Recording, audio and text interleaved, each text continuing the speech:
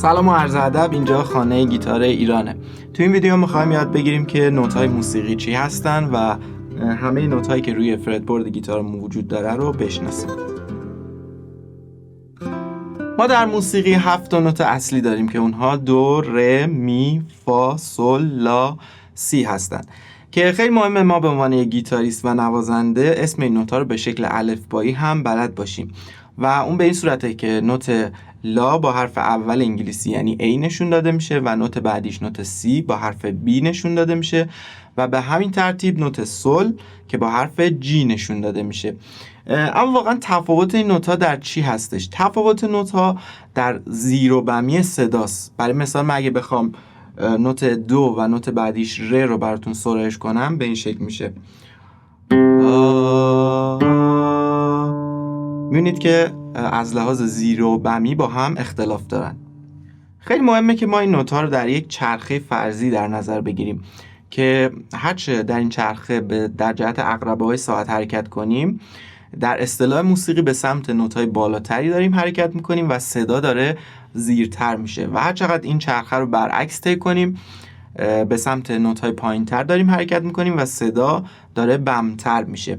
نکته مهمی که ما باید بدونیم اینه که از هر نوتی ما اگه شروع کنیم به سمت بالا یا در جهت پایین حرکت کنیم قاعدتاً دوباره باید برسیم به خود همون نوت. برای مثال من اگه از نوت لا شروع کنم به سمت بالا حرکت کردن میشه لا، سی، دو، ره، می، فا، سل و دوباره لا.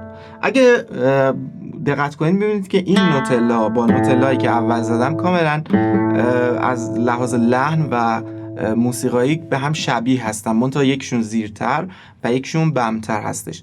ما به هر کدوم از این چرخه‌هایی که از یک نوتی شروع می‌کنیم تا برسیم به خودش، به هر کدوم از این چرخه‌ها میگیم یک اکتاو در موسیقی. برای مثال ما در سازی مثل گیتار هر نوت رو میتونیم حداقل در 3 اکتاو مختلف داشته باشیم.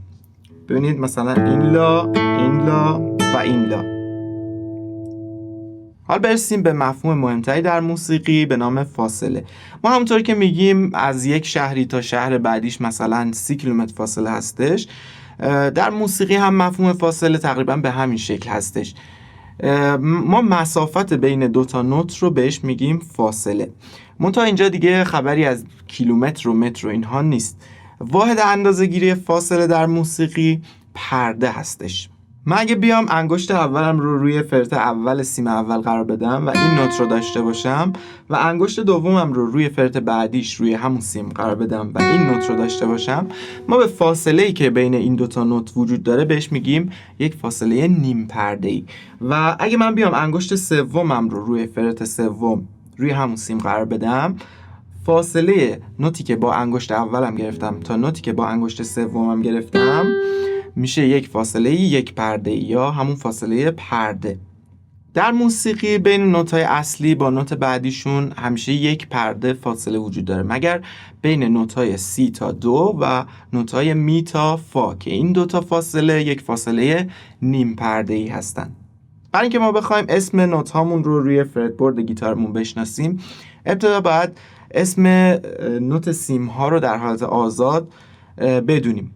خب سیم ها از پایین شمارش میشن. سیم اول سیم می هستش که با حرف ای نشون داده میشه. سیم دوم سیم سی هستش که با حرف بی نشون داده میشه. سیم سوم سیم سل هست که با حرف جی نشون داده میشه. سیم چهارم سیم ره که با حرف دی نشون داده میشه. سیم پنجم سیم لا هستش که با حرف ای نشون داده میشه و سیم ششم که با حرف ای نشون داده میشه و نوت می هستش. خب برای مثال من اگه بخوام اسم نوت فرت اول روی سیم اول رو بدونم، یعنی این نوت، باید بدونم که این نوت یک فرت جلوتر از نوت می که در حالت آزاد زده میشه قرار داره. خب پس میدونم که با یک فاصله نیم پرده‌ای مواجهم. از طرفی هم میدونم که نوت می تا نوت فا نیم پرده فاصله بینشون وجود داره. پس میتونم تشخیص بدم که از نوت می نیم پرده رفتم جلوتر یا یک فرد رفتم جلوتر، پس این نوت میشه نوت فا. همینطور میدونم که بعد از نوت فا نوت سل قرار داره و میدونم که اگه یک پرده از نوت فا برم جلوتر، یعنی فرت سوم که با انگشت سوم میگیرم، این نوت میشه نوت سل و به همین ترتیب نوت سل تا نوت لا که فرت پنجم میشه یک پرده وجود داره. به همین ترتیب نوت ها رو میتونم شناسایی کنم. اما اگه دقت کرده باشین یک نوت هم بین نوت فا و سل وجود داشت که فرت دومم بود. ما میدونیم که این نوت نیم پرده جلوتر از نوت فا و یا نیم پرده عقبتر از نوت سل هستش. ما به این نوت ها میگیم نوت های دیز دار یا بمول دار. اگه به نسبت نوت فا حساب کنیم این نوت میشه نوت فا دیز، یا اگه به نسبت نوت سل حساب کنیم این نوت میشه نوت سل بمول. همینطور فرت چهارمم که بین نوت سل و لا هستش که میشه نیم پرده جلوتر از نوت سل هستش که اسمش میشه سل دیز و همینطور نیم پرده عقب‌تر از نوت لا هستش که اسمش میشه لا بمول. بنابراین در موسیقی علاوه بر 7 نوت اصلی 5 تا نوت دیگه هم داریم که اونها نوت‌های دیز دار و بمول دار هستن. پس به همین ترتیب ما میتونیم همه نوت‌هایی که روی فردبورد گیتارمون وجود داره رو بشناسیم.